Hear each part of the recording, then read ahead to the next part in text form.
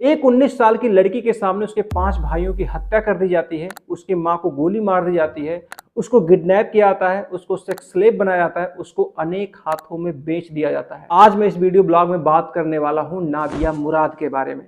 उत्तरी इराक के क्षेत्र में एक जिला है जिसका नाम है सिंजर, और सिंजर जिले में एक गांव है छोटा सा जिसका नाम है कोचो।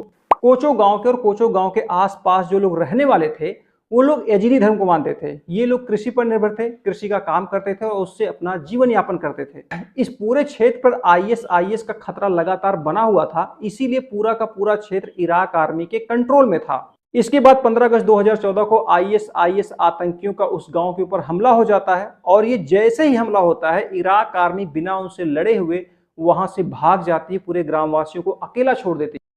आईएस के आतंकी पूरे गांव को घेर लेते हैं, ग्रामवासियों को बाहर निकालते हैं और बुरी तरीके से गांव में लूटपाट करते हैं। ये आतंकी लूटपाट करने के बाद महिलाओं को अलग करते हैं और पुरुषों को अलग करते हैं। फिर इसके बाद उन ग्रामवासियों के सामने एक शर्त रखी जाती है कि अगर तुम लोग इस्लाम धर्म को स्वीकार कर लेते हो तो तुमको छोड़ दिया जाएगा, अन्यथा सबको गोली मार दी जाएगी। लेकिन यजीदियों की धार्मिक मान्यता कुछ ऐसी है, उनका कहना यह है कि अगर कोई यजीदी धर्म छोड़ के किसी दूसरे धर्म को अपनाता है तो ईश्वर उसे कभी नहीं माफ करता है, वो हमेशा नरक में ही रहता है। और इसी कारण जो वहाँ पे यजीदी लोग थे धर्म परिवर्तन करने से मना कर देते हैं। उसके बाद सारे के सारे पुरुषों को गोली मार दी जाती। इसके बाद आतंकियों ने बूढ़ी महिलाओं को अलग किया, जवान महिलाओं को अलग किया, बच्चों को अलग किया। उसके बाद बूढ़ी महिलाओं को गोली मार दिया।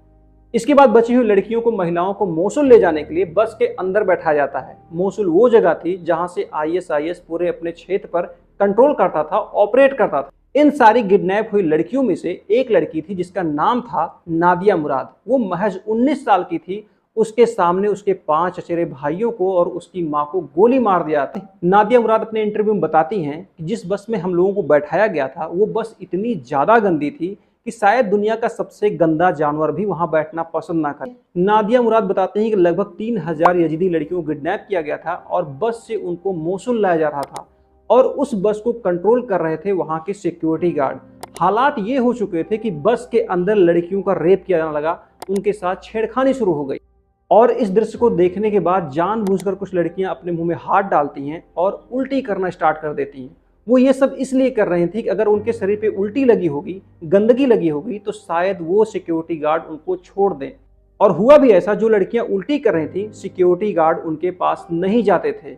नादिया मुराद को अपने आप को बचाने का यही एक तरीका सुझा। नादिया मुराद बताती हैं, कुछ घंटों के सफर के बाद जब हम मोसुल पहुंचते हैं तो हम सबको बस से उतार के एक बड़े से हॉल में लाया जाता है, और हॉल में बहुत सारी लड़कियों के फोटो चिपके होते हैं जो कि सारी लड़कियां यजीदी रहती हैं। उन सारे फोटो के नीचे एक मोबाइल नंबर लिखा होता है। इस चीज को देख के नादिया मुराद ये चीज समझ जाती हैं कि जिन लड़कियों के नीचे जिसका नंबर लिखा है उस व्यक्ति को, उस लड़की को बेच दिया गया है। नादिया मुराद को जो शक था कि लड़कियों की फोटोग्राफी होती है, उसके बाद उसके नीचे जिस व्यक्ति का नंबर लिखा होता है वही व्यक्ति उसको खरीद के ले जाता है, ये बात सच होती है। क्योंकि जितनी भी लड़कियों की किडनैपिंग नादिया के साथ हुई थी उन सारी की फोटोग्राफी होती है, उसके बाद उनको बेच दिया जाता है। नादिया बताते हैं, जिस आतंकी ने मुझे खरीदा था उस आतंकी ने मुझको अपने पास नहीं रखा, उसने अपने बॉस को खुश करने के लिए तोहफे में मुझे उसके सामने पेश कर दी। उस आतंकी के बॉस ने नादिया को एक सेक्स स्लेव की तरह रखा, मल्टीपल टाइम उसका रेप किया, उसको मारता था, उसको पीटता था। जब इस चीज से उसका मन भर गया तो नादिया को किसी और के हवाले सौंप दिया, यानी कि किसी और आतंकी को बेच दिया। ये जब नादिया के साथ लगातार होने लगा तो वो इस चीज को बर्दाश्त नहीं कर पाई, एक बार मौका देख के वहां से भाग गई, और इसकी सूचना आईएस आतंकियों को लग जाती है। नादिया पकड़ी जाती है, उसके बाद उसे कई कोड़े मारने की सजा सुनाई जाती है। इसके बाद सिक्योरिटी गार्ड के सामने उसे सौंप दिया जाता है, और कई सिक्योरिटी गार्ड मिलके नादिया का मल्टीपल टाइम रेप करते। नादिया जब भी उन सिक्योरिटी गार्ड से रहम की भीख मांगती तो सारे सिक्योरिटी गार्ड नादिया को सिगरेट जलाते थे, बंदूक की बट से मारते थे। इसके बाद फिर से यजीदी लड़कियों की बोली लगाने के लिए उसी हाल में सभी यजीदी लड़कियों को इकट्ठा किया जाता है, जहां पर नादिया मुराद की मुलाकात अपने भाभी और भतीजी से होती है। जब ये तीनों मिलते हैं तो एक दूसरे को पकड़ के रोने लगते हैं, अपनी आप बीती बताते हैं। लेकिन ये समय काफी लंबा नहीं रहता है, फिर से सबको अलग होना पड़ता है। इस बार फिर से नादिया मुराद को एक आतंकी के हवाले सौंप दिया गया, यानी कि बेच दिया गया। इस बार नादिया मुराद को जो आतंकी उसको साथ लेके गया था उसके साथ एक विशेष बात यह थी कि वो अकेले रहता था। वो न कोई सिक्योरिटी गार्ड रखा था, ना कोई अपना सहयोगी रखा था। वो भी नादिया मुराद के साथ वही सब कुछ कर रहा था जो दूसरे आतंकी उसके साथ पहले कर चुके थे।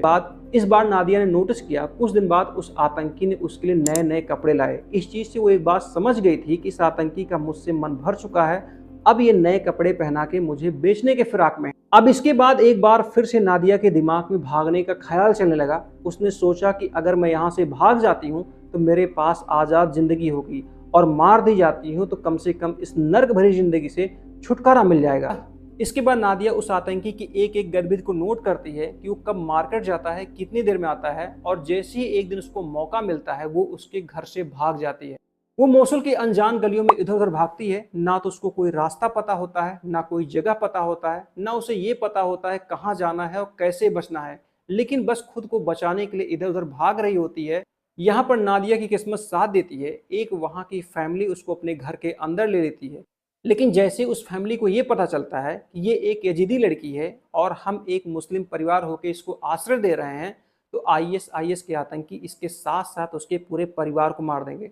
लेकिन फिर भी फैमिली सोचती है कम से कम इस नर्क भरी जिंदगी से अगर ये लड़की निकल जाए तो मेरे लिए बहुत बड़ी बात होगी। उसके बाद उस फैमिली ने नादिया की फेक आईडी बनवाई और उस फेक आईडी के सहारे कई चेक पोस्ट को पार कराया, जिसकी वजह से नादिया नवंबर 2014 में आईएस आतंकियों की छत्र छाया से दूर कुर्दिस्तान के दोहोक एरिया में पहुंच जाती है, जहां पर बहुत सारे यजीदी शरणार्थी शिविर में पहुंचने के बाद नादिया मुराद की किस्मत ने एक बार फिर से साथ दिया।